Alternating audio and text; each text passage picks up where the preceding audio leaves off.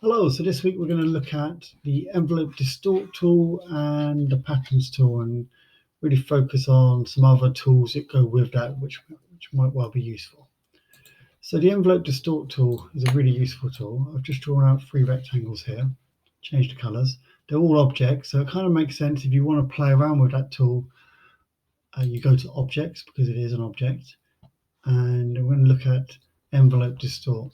So there's a warp tool here which helps me create this oval which says type here. But the way it works is this: you click on it and you get presented with this tool, and you can play around with the settings to increase the blend, to make it arch further, or whatever it is you want to play around with here, or you want to go different directions, you can change that accordingly. So you have lots and lots of controls. There's also loads of default ones in here which might be useful for a different type of job, like so.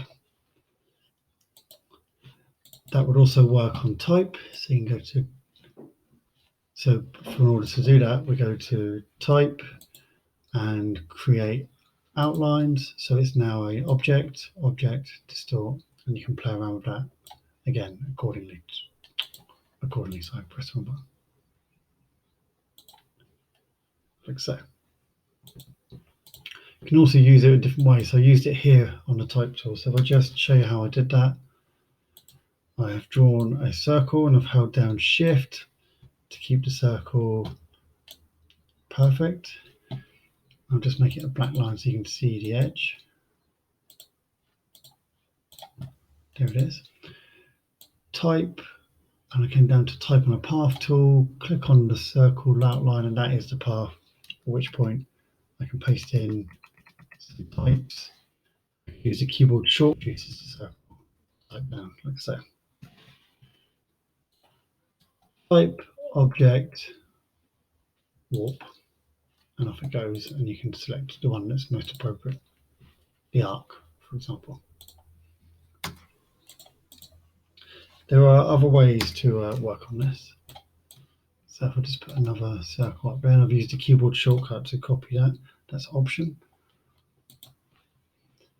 This time I'll use the mesh tool. So what's nice about the mesh tool, if you click previously you can see it, what's nice about the mesh tool is that each one of these rows and columns you can then control using the direct selection tool. You can select individual points and move them around. So hit OK.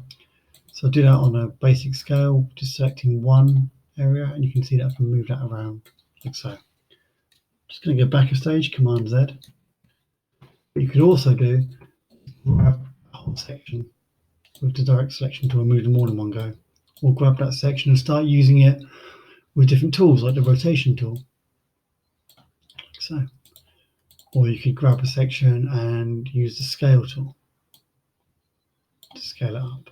So you can really play around with it in different shapes and forms. So you can use the envelope distort tool for objects and for typography. I'm just going to move on to patterns here briefly.